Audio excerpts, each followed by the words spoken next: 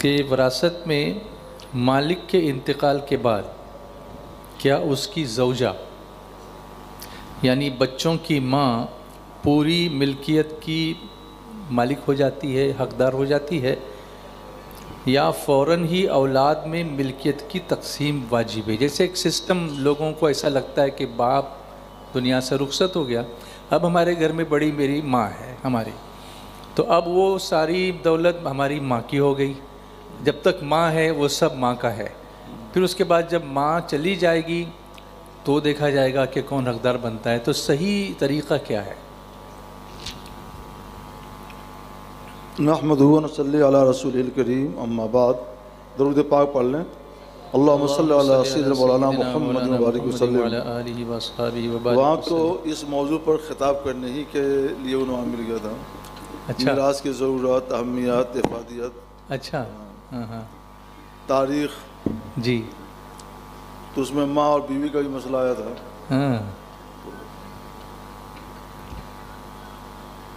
شوہر کا انتقال ہو گیا، جی، اس نے اپنی بیوی چھوڑی، تو یہ دیکھا جائے گا کہ بیوی کے ساتھ اس نے اپنی کوئی اولاد بھی چھوڑی ہے کہ نہیں، لڑکے لڑکی، جی، لڑکے یا لڑکی یا لڑکی لڑکا دونوں۔ اگر اس نے کوئی اولاد بھی چھوڑی ہے اور بیوی بھی چھوڑی ہے تو بیوی کو 1/8 ملے گا۔ 1/8، اچھا، یعنی 8 حصوں میں سے 1 حصہ، جی، یا کہہ لیجئے کہ 1 روپیہ 16 آنے کا ہوتا ہے، جی، تو 2 آنے ہوئے، 2 آنے، 2 آنے۔ ہاں، یہ کب ملے گا؟ جب کہ فوت ہونے والے نے اپنی اولاد بھی چھوڑی ہو۔ اچھا، اور اگر ابھی جلدی شادی ہوئی تھی اور کوئی بچہ نہیں پیدا ہوا، یا شادی پہلے ہی ہوئی تھی مگر وہ لاولد رہے، تو اس صورت میں بیوی کو ربع ملے گا، یعنی 1/4۔ 1/4، 1/4 کا مطلب کیا ہوا؟ 4 حصے میں سے 1 حصہ، 4 حصے میں سے 1 حصہ ملے گا، اور پہلی صورت میں اسی کا آدھا ہو جائے گا، 8 حصے میں سے 1 حصہ مل جائے گا۔ جی، جب اسلام آیا تو اسلام نے یہ سب حق مقرر کیے۔ اسلام سے پہلے کا حال قرآن پاک نے جو بیان کیا، اور ام المومنین عائشہ صدیقہ رضی اللہ تعالیٰ عنہ نے جو بتایا وہ یہ تھا کہ بیویوں کے لیے کوئی حصہ نہیں ہوتا تھا، اور وہ کسب پرسی کا شکار ہوتی تھی، اس کے ساتھ ظلم اور زیادتی بھی روا رکھی جاتی تھی۔ ایسے موقع پر اسلام نے انصاف کا علم بلند کیا کہ بیوی کا بھی حق ہوتا ہے۔ اچھا، کہ 4 حصے میں سے 1 حصہ دیا جائے یا 8 حصے میں سے 1 حصہ دیا جائے۔ جی، اولاد نہیں ہے تو 4 حصے میں 1 حصہ، یعنی 4 آنے، 4 آنے، اور اولاد ہے تو 8 حصے میں سے 1 حصہ، یعنی 2 آنے۔ 2 آنے، جی، یہ ایک منصفانہ قانون ہے جو اسلام نے جاری کیا۔ جی، بیٹیوں کے لیے بھی کوئی حصہ نہیں ہوتا تھا، تو اسلام نے بیٹیوں کے لیے بھی حق مقرر کیا کہ کوئی شخص فوت ہوا، اس نے اپنی 1 بیٹی چھوڑی اور 1 بیٹی چھوڑی ہے، جی، تو بیٹی کو آدھا مل جائے گا۔ جتنا مال چھوڑا ہے اس مال کا بعد تقدیمات قدم الارث آدھا مل جائے گا، اور اگر 2 بیٹیاں چھوڑی ہیں، 2 سے زیادہ بیٹیاں چھوڑی ہیں تو 2/3 ملے گا، یعنی اس مال کو 3 حصوں میں تقسیم کریں گے۔ 3 حصوں میں بانٹنے کے بعد 2 حصہ لڑکیوں کو مل جائے گا، جو 1 حصہ باقی بچا وہ دوسرے وارثوں کو ملے گا۔ اچھا، یعنی پورا سسٹم ہے ایک طرح سے، پورا سسٹم ہے، مقررہ سسٹم، اور اس کو ایز اے ہول سمجھنے کی ضرورت ہے مکمل، یعنی ایک پارٹ کو سمجھیں گے تو پورا سمجھ میں نہیں آئے گا۔ ابھی میں نے ایک ہی پارٹ بتایا ہے، کیونکہ اگر کوئی شخص فوت ہوا، جی، اس نے بیوی بھی چھوڑی، لڑکی بھی چھوڑی، لڑکا بھی چھوڑا، جی، جی، تو بیوی کو تو 1/8 مل جائے گا، یعنی 16 آنے میں سے 2 آنے، جی، لیکن یہاں اب لڑکی کو آدھا نہیں ملے گا. اچھا. لڑکا بھی ہے نا, ہاں. تو لڑکے کی ذمہ داریاں زیادہ ہوتی ہیں. جی. وہ اپنا بھی خرچ اٹھاتا ہے, اپنی بیوی اور بچوں کا بھی خرچ اٹھاتا ہے. بیٹی کی ذمہ داریاں کم ہوتی ہیں, اس کے ذمہ کسی کا نام نفقہ نہیں ہے. اچھا. بلکہ خود اس کا نام نفقہ بھی اس کے شوہر اٹھائے گا. تو اس وقت میں للذکر مثل حظ الانثیین کا قانون جاری ہوتا ہے کہ 3 حصہ کر کے 2 حصے لڑکے کو دیے جائیں گے, 1 حصہ لڑکی کو دیا جائے گا. تو یہ قانون ہے. پھر اس میں اور بھی تفصیل ہے, یہ وارث ہو تو کیا ہوگا, یہ وارث ہو تو کیا ہوگا. تو الگ الگ سب کے حصے ہیں. ہم نے 1-2 باتیں نمونے طور پر آپ کو بتا دی. جی. آپ فیصلہ خود مت کیجیے گا.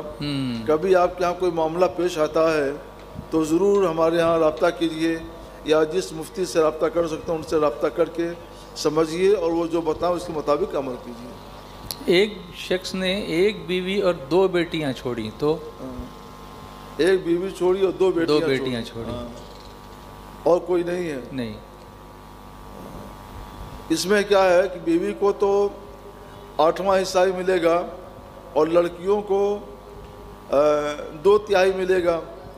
لیکن جب کوئی بھی نہیں ہے, صرف یہی ہے, تب 2/3 نہیں بلکہ 8واں حصہ کے بعد جو کچھ ہے وہ سب بچیوں کو مل جائے گا. اچھا, یعنی وہ دونوں بیٹیوں میں دونوں بیٹیوں کو مل جائے گا, تقسیم ہو جائے گا. ہاں. اچھا. اور یہ جو میں نے سوال کیا تھا کہ گھر میں سب نے رضامندی کر لی کہ ابھی جو والد صاحب گئے ہیں تو اب ہماری ماں مالک ہے ساری چیزوں کی, تو جب تک ماں ہے اس وقت تک ہم تقسیم نہیں کریں گے, ماں کے فوت ہونے کے بعد دیکھا جائے گا. تو اس طرح کر سکتے ہیں یا نہیں کر سکتے؟ یہ کر سکتے ہیں. یہ ان کا اپنی ماں کے ساتھ بہتر برتاؤ ہے, ماں کا ادب و احترام ہے کہ سب مل کر ماں کی خدمت کرنا چاہتے ہیں, اور اس لیے وہ اپنا حصہ تقسیم نہیں کر رہے ہیں. ایسا کرنا جائز ہے, اور ماں کے احترام میں ہو, اور کسی کا کوئی حق نہ دبے, سب کے سب اس پر راضی ہوں, تو یہ جائز کیا بہتر بھی ہے, اچھا یہ کر سکتے ہیں. تو اسی طرح اگر بھائیوں میں بھی انڈرسٹینڈنگ ہو کہ ابا بھی چلے گئے, امی بھی چلی گئی, لیکن بھائی ساتھ میں رہتے ہیں, اب وہ تقسیم نہیں کر رہے ہیں, سب مل جل کر اگر سب راضی ہیں جی تو کر سکتے ہیں, جب تک چاہیں تب تک کر سکتے ہیں. اچھا. کسی کے دل میں کوئی خیانت اور ناانصافی نہ ہو تو وہ ایسا کر سکتے ہیں. مگر ایک بات واضح کر دوں کہ یہ جو کہا گیا کہ ماں مالک ہے یا بھائی مالک ہے, نہیں, صرف ماں مالک نہیں ہے, صرف بھائی مالک نہیں ہے. اسلام نے, قرآن نے, اللہ عز و جل نے تمام وارثوں کو مالک بنایا ہے. جی. مثلا ایک شخص فوت ہوا, اس نے چھوڑا اپنی بیوی کو, اور اس نے چھوڑا اپنی ماں کو اور اپنے والد کو. ماں کو بھی چھوڑا, والد کو بھی چھوڑا, بیوی کو بھی چھوڑا, اپنی چند لڑکیوں کو چھوڑا, چند لڑکوں کو چھوڑا. تو جتنے لوگ ہیں ان سب کا اسلام نے, قرآن نے حصہ مقرر کر دیا ہے, اور اپنے اپنے حصے کی مقدار سب مالک ہیں, کوئی ایک مالک نہیں ہے. اچھا. اب جو کہتے ہیں کہ ماں مالک ہے, تو اس کا مطلب کیا ہے کہ اس کی تقسیم ماں کے ذریعے ہوگی. تقسیم کا کہ مالک ماں ہے, وہ جب چاہے تقسیم کر دے. بڑا بھائی مالک ہے کہ اس کی تقسیم کا اختیار ہم لوگ اسے دیتے ہیں, وہ جب چاہے اپنی صوابدید کے مطابق تقسیم کر دے. جی. وہ مال کا مالک نہیں بناتے ہیں, جی. انتظام کی ذمہ داری دیتے ہیں, انتظام کا مالک بنا دیتے ہیں. یہ جائز, اس میں کوئی حرج نہیں ہے. جی, ایسا کر سکتے ہیں. کر سکتے ہیں. اچھا, 2 بیٹیوں کا جو پوچھا تھا میں نے, تو آپ نے فرمایا کوئی اور نہیں ہے تو ان دونوں کو ملے گا. ہاں. تو اس کے بھائی, مرحوم کے بھائی بہن ہو اگر, تو پھر کیسے تقسیم ہوگا؟ اگر مرحوم کے بھائی بہن ہیں جی, تو پھر اس وقت یہ طریقہ بدل جائے گا. یعنی یہ ہوگا کہ اس کی بیوی کو دے دیں گے, اور اس کی لڑکی کو, ایک لڑکی ہے, 2 لڑکیاں ہیں, تو دونوں لڑکیوں کو 2/3 دے دیں گے. جی. اور باقی جو بچا تو وہ باقی ازروِ عصوبت, یعنی میت کا قریبی رشتہ دار ہونے کی وجہ سے اس کے بھائی کو مل جائے گا. اچھا. جو باقی بچے گا اس کو مل جائے گا. یعنی ایک دم کلیئر کٹ سب انسٹرکشن سے. ہاں. جی. کہیں بھی غلط ملت نہیں ہے اس میں. پھر اس میں بھی کچھ کام پہلے بھی تقسیم سے پہلے بھی کچھ کام کیے جاتے ہیں. ہاں وہ کیا ہے کہ میت کی جائیداد سے اس کے ترکے سے سب سے پہلے میت کے کفن کا اور دفن کا انتظام کیا جائے. تو یہ اسی کے پیسے سے ہوتا ہے؟ ہاں چھوڑے ہوئے پیسے سے. اگر لوگ اپنے پیسے سے کر دے تو بہت اچھا ہے, تو ٹھیک ہے نا. نہیں تو اس کے پیسے سے کیا جائے. اچھا اچھا, نہیں دوسرے لوگ بھی کر سکتے ہیں, ہاں دوسرے بھی کر سکتے ہیں, لیکن اسلام نے مقرر کر دیا کہ اس کے پیسے سے کیا جائے. جی اور کوئی کر دیتا ہے تو بہت اچھا ہے, جی جی, نہیں کرتا ہے تو اس کا پیسہ موجود ہے, اس کے پیسے سے کیا جائے گا. کیا جائے گا. تو کفن کا انتظام, دفن کا انتظام متوسط خرچے سے اس سے کیا جائے. دو ہو گیا. جی. اس کے بعد جو مال بچے گا جی, اس سے اس کے ذمے کچھ قرض ہو تو وہ قرض ادا کر دیا جائے. اس پر لوگوں کا دھیان نہیں ہوتا ہے نہیں, عام طور پر. قرض کی ادائیگی کے بعد جی, اب دیکھیں گے کہ اس نے کسی کے لیے کوئی وصیت کی, غیر وارث کے لیے کوئی وصیت کی ہے کہ نہیں. جی, وصیت کی ہے تو جتنا مال بچا ہے اس کے 1/3 کی مقدار میں یا اس سے کم میں وصیت نافذ کی جائے گی. جی, جب وصیت بھی نافذ ہو جائے تو اب دیکھیں کتنا بچا, جتنا بچا وہ وارثوں میں اس حساب سے تقسیم ہوگا جو حساب میں نے ابھی بتایا. تو غیر وارث کے لیے وصیت ہوگی, وصیت غیر وارث کے لیے, وارث کے لیے نہیں ہوگی. نہیں. اگر کسی وارث کے لیے اس نے کہا کہ جانے سے پہلے کتنا دے دیا جائے تو اس کا جواب حضور سید عالم صلی اللہ تعالی علیہ وسلم نے دے دیا ہے. جی, آپ ارشاد فرماتے ہیں الا لا وصیت لوارث, ہاں سن لو, آگاہ ہو جاؤ, وارث کے لیے کوئی وصیت نہیں ہے. پہلے کچھ وارثوں کے لیے وصیت تھی, مگر جب قرآن نے تمام وارثوں کا حق اور حصہ متعین کر دیا تو وصیت ان کے درمیان سے نکل گئی. جو غیر وارث ہے اس کے لیے ہی وصیت ہو سکتی ہے, اور وہ وصیت بھی جو چھوڑا ہوا مال, بچا ہوا جو مال ہے اس مال کے 1/3 تک یا اس سے کم تک. اچھا, پورا نہیں دے سکے تو نہیں دیں گے. نہیں نہیں, 1/3 ہی میں نافذ 1/3, ہاں 1/3 تک, ہاں, اس سے زیادہ نہیں, اس سے زیادہ اس سے کم ہوگا, اس سے زیادہ نہیں ہوگا. ہاں, تو اس کو اگر کوئی کلیم کرے, کیس کر دے یہ تو میرے لیے لکھا ہوا ہے, تو اس کو کیسے نپٹا جائے گا پھر؟ وارث, ہاں غیر وارث سمجھ لیجیے. نہیں, وہ تو کلیم کرتا ہے تو کلیم تو ہمارے پاس آئے گا نا, تو ہم اس کو نپٹائیں گے انشاءاللہ. انشاءاللہ. اچھا, والدین کے انتقال کے بعد عام طور پر جو غفلت ہوتی ہے وہ بہنوں کے حقوق میں زیادہ ہوتی ہے. بھائی لوگ تو لے لیتے ہیں, لیکن وہ یہ سمجھتے ہیں کہ بہن تو بیاہ کر اپنے شوہر کے گھر چلی گئی ہے, اس کا تو چل ہی رہا اچھے سے, اس کو دینے کی کیا ضرورت ہے. تو یہاں عام طور پر یہ دیکھا جاتا ہے کہ بہنوں کا حصہ لوگ نہیں دیتے. یہ زمانے جاہلیت کی فکر پلٹ رہی ہے. اچھا, اور بہنوں تک پلٹ چکی ہے. بہنیں ہیں, پھوپھیاں ہیں, خالائیں ہیں. یہ خالائیں بھی تو کسی کی بہن ہوتی ہے نا, بہن ہوتی ہے. جو ہماری خالہ ہے وہ کسی کی بہن رہی, انہوں نے نہیں دیا, پھر ہمارے ذمہ میں آ گیا. پھوپھیوں کا بھی یہی ہو گیا, بہنوں کا بھی یہی ہو گیا, ماؤں کا بھی ہو جائے گا.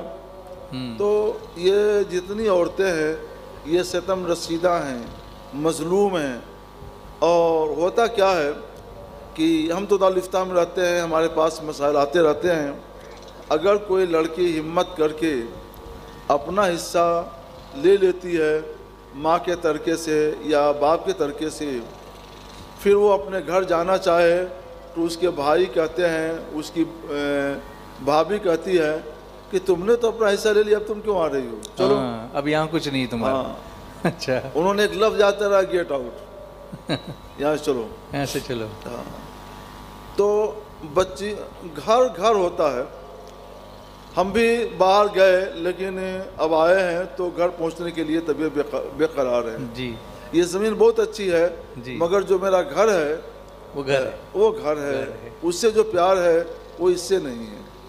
اور بچیوں کا دل تو نرم و نازک ہوتا ہے, وہ اپنا گھر چھوڑ کر گئی ہوتی ہیں دوسرے کے ہاں, تو وہ ہمیشہ یہ چاہتی ہیں کہ ان کا رشتہ اپنے بھائی سے بنا رہے, اپنی بھابھی سے بنا رہے, ان کا آنا جانا لگا رہے.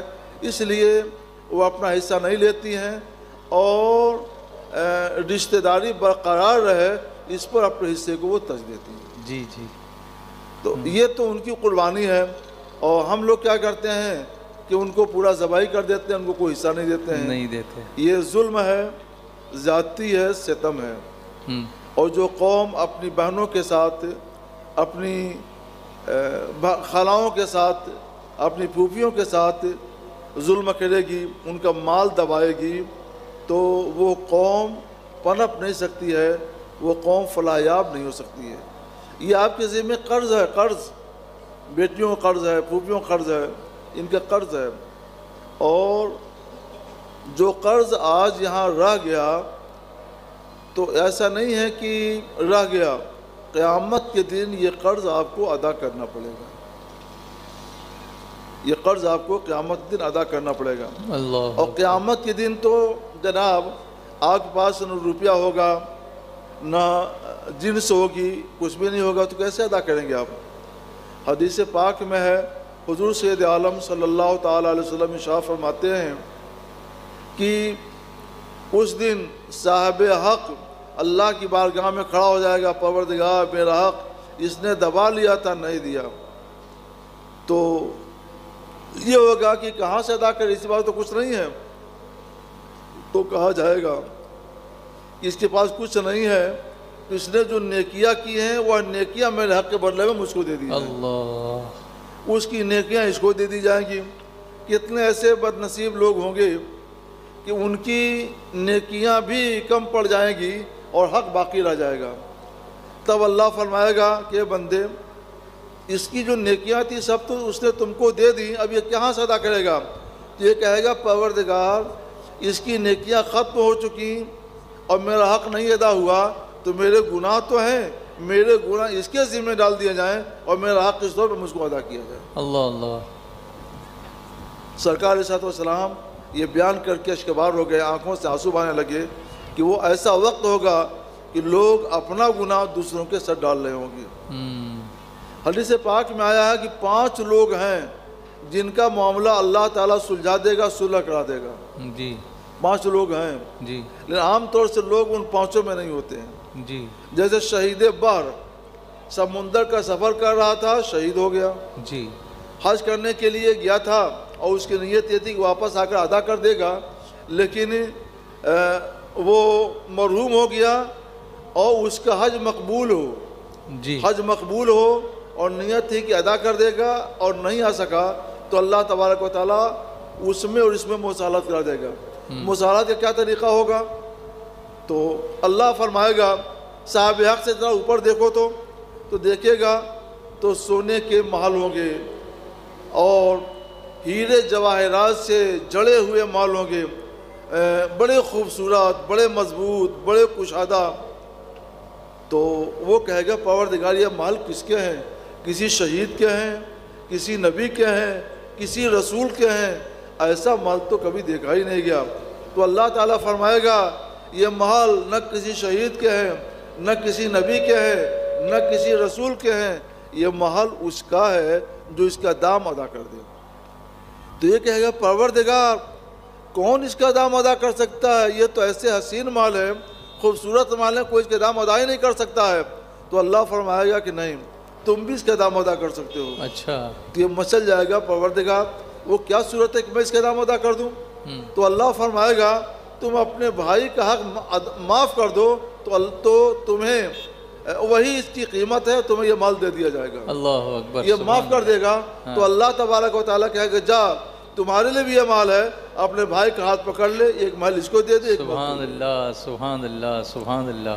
یہ سرکار اور یہ سب جو ہوگا سرکار صلی اللہ علیہ وسلم کی شفاعت سے ہوگا۔ سبحان اللہ، سبحان اللہ، کیا ذوق افزا شفاعت ہے تمہاری، واہ واہ، واہ، قرض لیتی ہے گناہ پرہیزگاری، واہ واہ، واہ واہ۔ لیکن سب کا حج تو مقبول نہیں ہے، جی، سب تو شہید بحر نہیں ہے، جی، 1-2 اور ہے۔ جی، اس لیے یاد رکھیے کہ آج نہیں تو کل دینا پڑے گا، تو کل کا بھروسہ نہ کیجیے، آج ہی ادا کر دیجیے۔ تو اگر بہنیں اگر خوشی سے معاف کر دیں اپنا حصہ، معاف نہیں کرتی ہیں صاحب، وہ معاف نہیں کرتی ہے، نہیں کرتی، وہ یہ کہتی ہے جی، کہ بھیا یا بابو تم لوگ اس کو آپس میں بانٹ لو، ہمیں کوئی ضرورت نہیں۔ ضرورت ہے، اس کا دل کا رائے ضرورت ہے، ہمیں حاجت ہے، مگر ماں باپ کا گھر ہے، اسے جو پیار ہے، اسے جو محبت ہے، وہ محبت اس سے کہلا رہی، تم یہ کہو، کیونکہ اگر وہ ایسا نہیں کہے گی تو آنا جانا اس کا بند ہو جائے گا. وہ یہ نہیں چاہتی ہے کہ ماں باپ کے گھر آنا جانا بند ہو جائے, اس لیے وہ کہتی ہے تم لوگ آپس میں بانٹ لو. اس کہنے سے کچھ نہیں ہوگا. فقہا فرماتے ہیں کہ لو قال ترکت حقی لم یسقط حقہ, اگر کسی نے کہہ دیا کہ اللہ نے میرا جو حق مقرر کیا میں نے اس کو چھوڑ دیا ہے تو نہیں چھوٹے گا, اس کا حق باقی رہے گا. اچھا یہ ہے, اچھا کیونکہ حق تو اللہ نے دیا ہے نا. جی, جو حق اللہ نے دیا ہے تو اس کا یہ مالک ہے, اس کو چھوڑنے کا یہ چھوڑ نہیں سکتا ہے. اسے ان کو دینا ہی دینا پڑے گا اور اسے لے ہی لینا چاہیے. اس لیے معاملہ آپ لوگ دنیا ہی میں حل کر لیجئے. اگر بہنوں کا اور خالاؤں کا پھوپھیوں کا حق باقی ہو تو سمجھ لیجئے اور اس کو ادا کر دیجئے. جی, اس کو ایک حدیث مجھ کو یاد آئی, سبحان اللہ, غالباً ترمذی شریف کی حدیث ہے یا مسلم شریف کی حدیث ہے. جی, حضرت عبداللہ بن مسعود رضی اللہ تعالیٰ عنہ کے ایک ملنے والے تھے, دوست آئے, اور حضرت عبداللہ بن مسعود ایسے ہی اپنا ٹیک لگائے ایسے بیٹھے تھے. وہ کہتے ہیں کہ قیامت آ گئی, قیامت آ گئی. حضرت عبداللہ بن مسعود سیدھے بیٹھ گئے, کہا ہرگز نہیں, لن تقوم الساعة حتى يقسم المیراث, جب تک میراث کی تقسیم جاری رہے گی قیامت نہیں قائم ہوگی. اور میں دیکھ رہا ہوں کہ میراث کی تقسیم تو حقداروں میں وارثوں میں ابھی ہو رہی ہے, تقسیم جاری ہے, تو قیامت کیسے آئے گی؟ کیا بات ہے, سبحان اللہ, سبحان اللہ. لیکن آج ہمارے دور میں کیا ہو رہا ہے صاحب کہ بہنوں کے لیے میراث کی تقسیم کا دروازہ بند کر دیا گیا ہے, پھوپھیوں کے لیے بند کر دیا گیا ہے, خالاؤں کے لیے بند کر دیا گیا ہے. اور حضرت عبداللہ بن مسعود رضی اللہ تعالیٰ عنہ ہوتے تو کیا فرماتے, ہاں اب قیامت آ سکتی ہے. جی, وہ نہیں ہے تو ان کا غلاموں کا غلام کہہ رہا ہے کہ اب قیامت آ سکتی ہے, اور قیامت کی تیاریاں ہم نے کر لی ہیں. آج ہمارے اوپر جو مصیبتیں منڈلا رہی ہیں, ہماری جو رسوائی ہو رہی ہے, آج ہمارے اوپر جو آفتیں اور مصیبتیں آ رہی ہیں, یہ اس کا اس ظلم کا ایک طرح کا بدلہ ہے جو ظلم ہم نے اپنی بہنوں کے ساتھ کیا, خالاؤں کے ساتھ کیا, پھوپھیوں کے ساتھ کیا. مسلمانوں, اس ستم رسیدہ طبقے سے ظلم کو ختم کر دو, ان کا حصہ ان کو دو, اور پھر اللہ سے امید رکھو کہ وہ اپنی رحمت نازل کرے, تو اللہ تبارک و تعالیٰ اپنی رحمت نازل کر دے گا. جی حضور, اللہ کا وعدہ ہے, ان رحمت اللہ قریب من المحسنین, بے شک اللہ کی رحمت نیکوکاروں سے قریب ہے. تم بہنوں کا حصہ دو, ظلم کو دور کرو, پھر دیکھو کہ اللہ کی رحمت آپ کا استقبال کرتی ہے. کہیں ایسا بھی ہوتا ہے حضرت کہ ایک گھر ہے, اس میں ساتھ میں رہتے ہیں, والد کا انتقال ہو گیا, والدہ بھی گئیں, اب بہنیں ہیں, بھائی ہیں, اب اس کو تقسیم نہیں کر سکتے ہیں.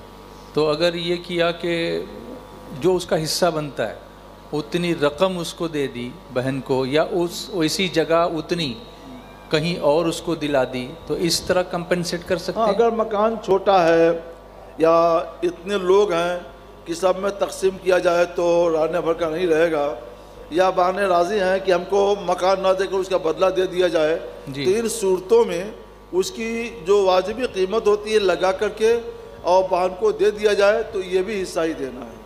جی جی جی, الحمدللہ. اس کو تخارج کہا جاتا ہے شریعت کی اصطلاح میں, کہ حصے میں سے ترکے میں سے کچھ لے کر اور حصہ لینے سے الگ ہو جانا, اس کو تخارج کہا جاتا ہے.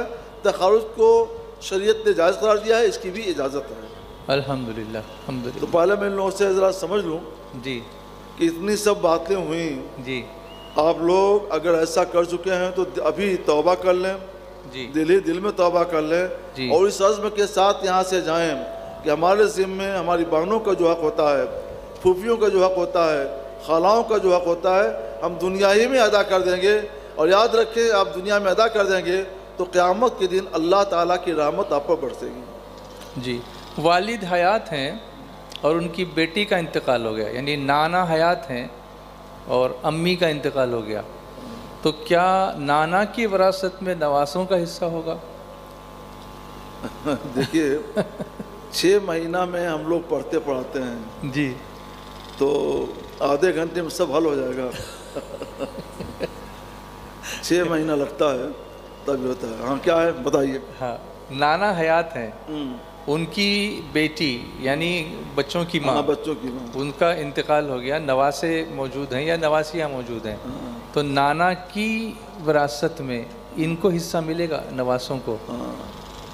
نانا جب تک موجود ہیں اپنے مال کے مالک وہ ہیں جی، اس کی کوئی تقسیم نہیں ہوئی. جب ماں کا انتقال یعنی ان کی بیٹی کا انتقال پہلے ہو گیا تو وہ بیٹی اس میں سے کچھ بھی حصے کی حقدار نہیں ہوئی، اور اپنی ماں کے واسطے سے اب یہ بیٹے یا اولاد اپنے نانا کے وارث نہیں ہوگی، لیکن یہ نظام میراث ہے، جی، قانون میراث ہے. جی، اور اسلام نے ایک قانون، ایک نظام اور بنایا، نظام صدقات کا، کہ جس کو نظام میراث سے نہ ملتا ہو اس کو نظام صدقات سے دیا جائے. واہ، آلٹرنیٹ ہے اس کا. ہاں، یہ بدل اس کا ہے، بدل ہے اس کا، اس کو نظام صدقات سے دیا جائے. تو ان بچوں، نانا کو چاہیے کہ ان بچوں کے لیے کچھ حصہ مقرر کر لے، جتنا بھی کم زیادہ جتنا بھی دینا چاہے اپنے ان نواسوں کو دے دے، اپنی زندگی میں دے دے، مالک بنا دے، اور تو وہ اس کے مالک ہو جائیں گے. تو قانون میراث سے، نظام میراث سے تو مالک نہیں ہوئے، لیکن نظام صدقات سے یہ ہے وارث ہو جائیں گے اور ان کی زندگی آرام سے گزرے گی. جی، یعنی زندگی میں کسی کو بھی کتنا بھی دیا جا سکتا ہے؟ دیا جا سکتا ہے. جی ہاں، پورا بھی دے سکتے ہیں؟ نہیں پوچھ رہا ہوں. پورا نہیں ہے، اس کے بھی اصول ہیں. اچھا، اگر زندگی میں کوئی پھل لاتا ہے، مثلا لڈو لے کے آیا، تو اگر ایک لڈو لڑکے کو دیتا ہے تو ایک لڈو لڑکی کو بھی دینا پڑے گا. یعنی یہ نہیں ہے کہ لڑکی کا آدھا ہوتا ہے تو لڑکی کو توڑ کر آدھا دے اور لڑکے کو ایک دے، یہ نہیں ہوگا. اچھا، تو برابر دینا پڑے. لیکن زمانہ بخیلی کا آ گیا ہے، بخیلی کا. تو اگر لوگ چاہیں تو قانون میراث کے مطابق لڑکی کو آدھا اور لڑکے کو اس کا دونا دے سکتے ہیں. اچھا، ایک تو یہ ہوا. جی، دوسرے یہ کہ اگر اولاد میں کوئی اپنے باپ کی، ماں کی خدمت زیادہ کرتا ہے، ہاں یہ بھی ان کی خدمت میں لگا رہتا ہے، اور اس کو اپنی کمائی کی فکر کم ہوتی ہے، زیادہ یہی ہوتا ہے کہ ماں باپ کو آرام ملے اور انہیں کوئی تکلیف نہ ہونے پائے، تو ایسی صورت میں اگر ماں باپ اپنی اولاد کو کچھ دے رہے ہیں تو اپنی اس اولاد کو ان کی نیکی کی بنیاد پر اور ان کے بر و صلاح اور خدمت کی بنیاد پر زیادہ دے سکتے ہیں. جی جی جی جی، جو بھی زیادہ دینا چاہیں دے سکتے ہیں. جی، لیکن اگر ایسی کوئی نیکی اور بر و صلاح بھی نہیں ہے اور باپ یہ چاہتا ہے کہ کسی وجہ سے ایک بیٹے کو زیادہ دے دے یا کل دے دے، تو اس کی اجازت نہیں ہے. اس کے بارے میں رسول گرامی وقار صلی اللہ علیہ وسلم کا فرمان موجود ہے. حضور صلی اللہ علیہ وسلم ارشاد فرماتے ہیں، من فر عن میراث وارثہ قطع اللہ میراثہ من الجنہ. جو اپنے کسی وارث کو حصہ دینے سے بھاگے تو اللہ تعالی جنت سے اس کا حصہ کاٹ دے. اللہ اکبر. اب اگر پورا حصہ کاٹ دے گا تو پورا حصہ جنت سے کٹ جائے گا، آدھا حصہ کاٹے گا تو آدھا حصہ اس کا کٹے گا. تو اس کا مطلب کیا ہوا کہ جو جنت سے پورا حصہ لینا چاہتا ہے تو اپنے لوگوں کو، یعنی اولاد ہیں، بچے ہیں، تو ان کو ان کا حصہ پورا دے. جی، اس میں ایسا نہ ہو کسی کو کل دے دے اور کسی کو محروم کر دے. جی، ایسا بھی نہ ہو کسی کو زیادہ دے اور کسی کو کم دے دے، بلکہ سب کو برابر دے. جی، بس لڑکے اور لڑکی میں شریعت یہ اجازت دی ہے کہ اگر تمہارا دل نہیں راضی ہے، بخیلی کرنا چاہتے ہو تو اور اپنی زندگی میں بانٹ رہے ہو، تو لڑکی اور لڑکے کے درمیان نظام میراث جاری کر سکتے ہو کہ لڑکی کو آدھا دے دو اور لڑکے کو اس کا دونا دے دو. اور یہ صورت وہ ہے کہ کوئی لڑکا لڑکی خدمت زیادہ کرتے ہیں ماں باپ کی، تو اس خدمت کی وجہ سے ان کو زیادہ دے دیں. اگر یہ بات نہیں ہے تو پھر برابر دینا پڑے گا، اور اس کے خلاف کریں گے تو جنت سے آپ کا حصہ کٹے گا. اللہ اللہ. اب آپ کی مرضی، جنت سے اپنا حصہ کٹائیں یہاں اپنے قرابت داروں کو ان کا حصہ پورا کا پورا ادا کریں.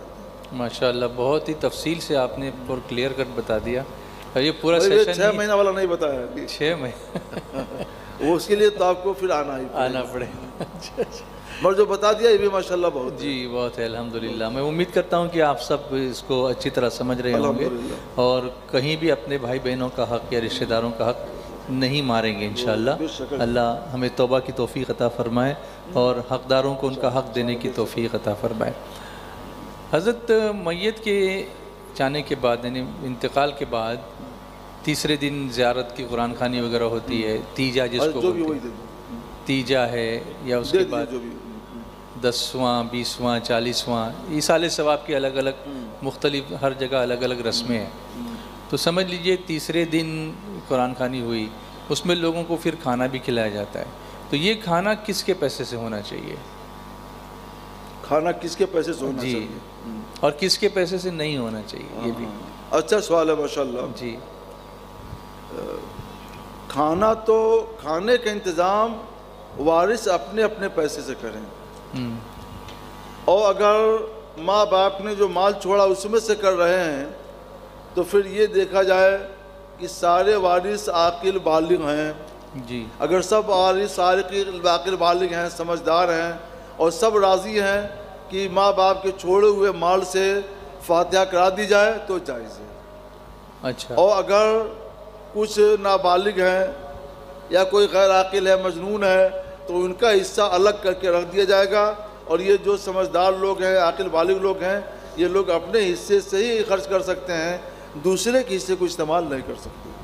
یعنی اسی دن یہ حساب کر لینا بہتر ہے۔ فوراً کر لینا چاہیے۔ جی جی جی، یہ بات سمجھ اگر اس میں سے خرچ کرنا ہے جی تو پھر یہ حساب فوراً کر لینا چاہیے، کرنا پڑے گا، یا پھر اپنے قرض لے کر کہیں سے کریں، اپنے ذمے ہاں اپنے پیسے سے کریں۔ اور اگر چھوڑے ہوئے مال کرنا چاہتے ہیں جس کو ترکہ کہا جاتا ہے تو ان کو پھر تقسیم کر لینا چاہیے کہ چھوٹے بھائی کتنے ہیں ان کا حصہ الگ کر لیا جائے، کوئی مجنون ہے، ماتو ہے، ناسمجھ ہے، اس کا حصہ الگ کر لیا جائے، اسی طرح جو بہنیں ہیں ان کو بھی الگ کر لیا جائے، جو ناسمجھ بہنیں ہیں۔ جو عاقل بالغ وارثہ بچے ہیں وہ اپنے حصے سے ماں باپ کے لیے ایصال ثواب کا، فاتحہ کا، کھانے کا انتظام کر سکتے ہیں، یہ اب درست ہوگا۔ اچھا، یہ انتظام تو انہوں نے کیا، اب یہ کھانا کون لوگ کھا سکتے ہیں اور کون نہیں کھا سکتے؟ کیا پھر بتائیے؟ یہ جو تیجے کا کھانا ہے، ہاں، زیارت کی فاتحہ ہے، اس کا کھانا ہے جو، وہ کون کھا سکتے ہیں کون نہیں کھا سکتے؟ اچھا، کون کھا سکتے ہیں کون نہیں کھا جی سکتے ہیں، یعنی انتظام تو انہوں نے صحیح پیسے سے کیا، ہاں انتظام صحیح پیسے سے کیا، ہاں، لیکن اب یہ ہے کہ کون کھا سکتے ہیں کون نہیں کھا سکتے ہیں۔ جی تو اس کو سمجھ لیجئے، الحمدللہ علماء کی کوششوں سے بھاری حد تک اصلاح ہو چکی ہے۔ پہلے جی دیہات وغیرہ میں لوگ یہ کرتے تھے کہ شادیوں کی طرح سے دھوم دھام سے کرتے تھے، اس میں نیوتا بھی آتا تھا، اور کیا کرتے لوگ کپڑا لاتے تھے، یہ کرتے تھے، وہ کرتے تھے۔ اچھا، وہ اعلیٰ حضرت نے جو دعوت میت جو رسالہ یہ وہی لکھا، ناجائز اسی ہے، وجہ سے اسی کے لیے وہ اچھا، ناجائز ہے۔ جی جی، وہ دعوت سرور ہوتا تھا، یعنی شادی کی طرح کا وہ انتظام کرتے تھے۔ اچھا، اور آج بھی کہیں کہیں دیہاتوں میں یہ جہالت پائی پنپ جاتی رہی ہے، ہاں اس کو ہم ناجائز کہتے ہیں، جی وہ نہیں کھایا جائے گا۔ وہ تو غمی کا نہیں ہے، شادی کا کھانا ہوا یا پھر اس میں ناموری، ریا اور فخر ہوتا ہے تو اس کی بھی ہم اجازت نہیں دیتے ہیں۔ سادہ طور پر ایصال ثواب کے لیے کھانا پکا لیا جائے، قرآن خوانی کر لی جائے، اور دوست احباب، رشتہ دار، غریب، یتیم، بیوہ، ان لوگوں کو جمع کر کے کھلا دیا جائے تو یہ کھانا حلال ہے، مباح ہے۔ یہ کھانا امیر بھی کھا سکتے ہیں، غریب بھی کھا سکتے ہیں، عالم بھی کھا سکتے ہیں، مفتی بھی کھا سکتے ہیں، اور ہر شخص یہ کھانا کھا سکتا ہے۔ اچھا، اس سلسلے میں حدیث مصطفیٰ ہے، حضور سید عالم صلی اللہ تعالیٰ علیہ وسلم نے ارشاد فرمایا کہ ہر تر جگر میں ثواب ہے۔ ہر تر جگر، جانور تر جگر والا یعنی زندہ جگر ہے، اس کو کھلا دو ثواب کی نیت سے تو اس کا بھی ثواب ملے گا۔ یہاں تک کہ اپنی اولاد کو کھلاؤ گے تو اس کا بھی ثواب ملے گا، جی یہاں تک کہ اپنی بیوی کے منہ میں اپنے ہاتھ سے جو لقمہ ڈالو گے اس کا بھی ثواب ملے اس گا۔ کا بھی ثواب ملے گا۔ سرکار نے بیوی کی بات کیوں کہی کہ بیوی کو اپنے ہاتھ سے کھلانا، اس کے اپنے ہاتھ کے منہ میں لقمہ ڈالنا، یہ ایک طرح کی لذت کے لیے ہوتا ہے، جی جی جی لیکن اس لذت کے ساتھ کوئی نیت کر لے، جی، کوئی نیت کر لے احسان کا، بھلائی کا، تو اس لذت کے باوجود اس کو صدقہ نافلہ کا ثواب ملتا ہے۔ ثواب ملے گا، واہ کیا بات ہے۔ تو جہاں لذت کی کوئی بات نہیں ہے، جی صرف نیکی ہی نیکی ہے، نیکی ہے، خیر ہی خیر ہے، تو وہاں بدرجہ اولا ثواب ملے گا۔ کیا بات ہے، واہ! اس میں دیکھیے صدقات دو طرح کے ہوتے ہیں، جی صدقہ واجبہ اور صدقہ نافلہ۔ جی واجبہ، صدقہ واجبہ جیسے زکوٰۃ ہے، تو یہ غریب لوگ تو لے سکتے ہیں، امیر لوگ نہیں لے سکتے۔ جی امیر لوگوں کے لیے صدقہ واجبہ لینا ناجائز ہے، یعنی صدقہ فطر نہیں لے سکتے ہیں اور زکوٰۃ نہیں لے سکتے ہیں۔ اور ایک ہے صدقہ نافلہ، آپ کسی کو بھی، جیسے علماء کو آپ کچھ پیش کرتے ہیں تو آپ کہتے ہیں نذرانہ ہے، جی اور کسی غریب کو پیش کرتے ہیں تو آپ کہتے ہیں یہ تصدق ہے، جی اور کسی اور کو دے دیتے ہیں تو کہتے ہیں یہ بخشش ہے، یہ ہدیہ ہے۔ مختلف نام ہے، کوئی ہدیہ کہتا ہے، کوئی تحفہ کہتا ہے، کوئی بخشش کہتا ہے، کوئی نذر و نذرانہ کہتا ہے، لیکن سب کی حقیقت ایک ہے کہ یہ سب صدقہ نافلہ ہے۔ نافلہ ہے، جی تو جیسے صدقہ نافلہ کسی بھی نام سے عالم کو دینا جائز، مفتی کو دینا جائز، فقیر کو دینا جائز، عوام کو دینا جائز، خواص کو دینا جائز، اپنوں کو دینا جائز، بیوی کو دینا جائز، یہ سب صدقہ نافلہ ہے۔ تو اور کھانا، میت کا جو کھانا ہوتا ہے ایصال ثواب والا، تو یہ بھی صدقہ نافلہ ہی ہے۔ اچھا، تو جیسے اور صدقہ نافلہ سب کو دینا جائز جی اور سب کو لینا جائز، تو یہ صدقہ نافلہ، جی کھانے کا صدقہ نافلہ بھی سب کو کھانا جائز جی۔ اور سب کو کھلانا بھی جائز۔ یہاں ایک غلط فہمی یہ ہو جاتی ہے حضرت کہ جہاں لفظ صدقہ آیا تو لوگ وہ ایسا سمجھتے ہیں اتارا۔ اسی لیے میں نے بتایا کہ لوگوں کی عرف میں ان کے نام الگ الگ ہیں، جی لیکن شریعت نے سب کو ایک نام سے یاد کیا۔ یہ بولتے ہیں کہ یہ اتارا ہوا جان مال کا صدقہ اب یہ نہیں کھا سکتا تو نہیں کھا سکتے ہیں، وہ صدقہ واجبہ نہیں ہے، جی یہ صدقہ نافلہ ہے۔ جی صدقہ نافلہ کھا سکتے ہیں، کھانا کھلانا سب جائز ہے۔ ہاں ایک چیز یاد آئی مجھ کو جی کہ ایصال ثواب کے لیے کھانا پکایا اور کھلایا جاتا ہے، تو شریعت کا مزاج یہ ہے، کہنا یہ ہے کہ اس کو کھلایا جائے جس میں ثواب زیادہ ہے۔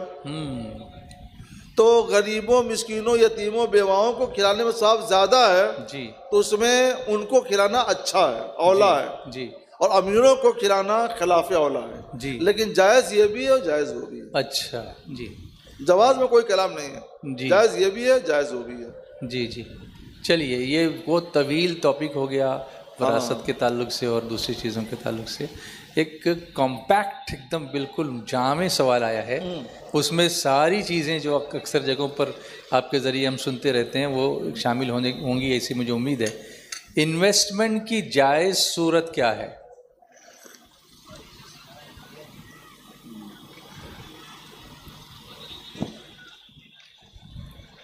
شریعت کے دائرے میں تجارت کیجئے، وہ سب جائز ہے۔ انویسٹمنٹ کیجئے، تجارت کیجئے، شریعت کے ہدایت کے مطابق، تو یہ سب جائز ہے۔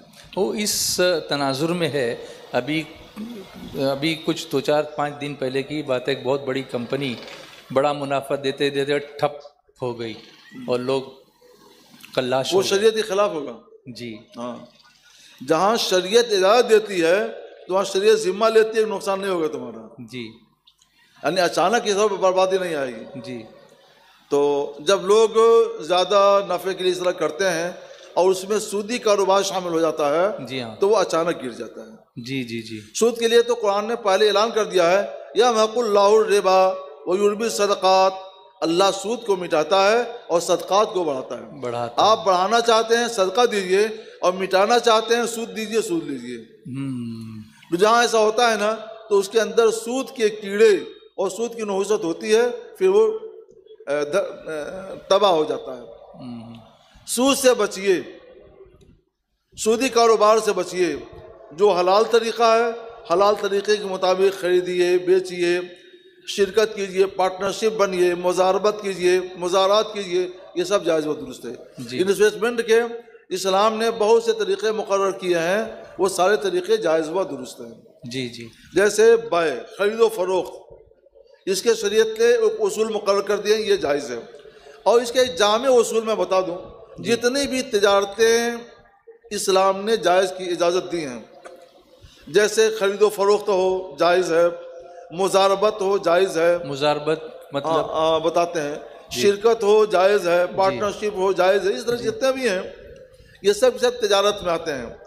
اور آپ نے پوچھا ایک جامع اصول، جی تو قرآن پاک کی آیت کریمہ میں سنا دوں. اللہ تعالیٰ فرماتا ہے لا تاکلوا اموالکم بینکم بالباطل، آپس میں اپنا مال ناحق مت کھاؤ. جی. الا ان یکون تجارتا ان تراضی منکم، مگر یہ کہ تمہاری باہمی رضامندی کا سودا ہو. جی جی. باہمی رضامندی کا سودا ہو اور ناحق کسی کا مال نہ لیا جائے نہ دیا جائے تو یہ جائز ہے. اس میں انویسٹ کر سکتے ہیں، خرید و فروخت کر سکتے ہیں، مضاربات اور شرکت سب کر سکتے ہیں. اور جہاں یہ نہیں ہوگا وہ ناجائز ہوگا. مضاربت کا مطلب یہ ہوتا ہے کہ ایک طرف سے کام ہو اور دوسری طرف سے دام ہو. بہت سے لوگ ایسے ہوتے ہیں جن کے پاس روپے تو ہوتے ہیں وہ تجارت نہیں کرنا چاہتے کر سکتے، اور بہت سے لوگ ایسے ہیں جو تجارت تو کر سکتے ہیں مگر ان کے پاس پیسہ نہیں ہے. تو ان کے لیے شریعت نے یہ مقرر کیا ہے کہ جس کے پاس پیسہ ہے تجارت نہیں کر سکتا کہ اس کو دے جو تجارت کر سکتا ہے اور پیسے سے محروم ہے، تو وہ بھی کمائے اور یہ بھی کمائے، دونوں کا بھلا ہو. اس کو مضاربت کہتے ہیں. سلیپنگ پارٹنر بھی ہوتے ہیں جیسے. ہاں جی. تو یہ جو ہے مضاربت کہلاتا ہے. جی جی. اور دونوں پیسہ ملا کر کے کاروبار کریں گے، اس کو شرکت کہتے ہیں، پارٹنرشپ بولتے ہیں. اچھا اچھا اچھا. ایک تو کلیئر ہو گیا مغرب کی اذان. جی جی اذان کی آواز آ رہی ہے، ہمیں آ رہی ہے. ارے یہاں بھی اذان ہوگی حضرت انشاءاللہ، اس کا جواب دیجیے گا. تو اسی پر ہم اکتفا کرتے ہیں. تو پیاس تو بجھی نہیں بلکہ اور بڑھ گئی. تو انشاءاللہ کسی اور موقع پر انشاءاللہ. جی. السلام علیکم.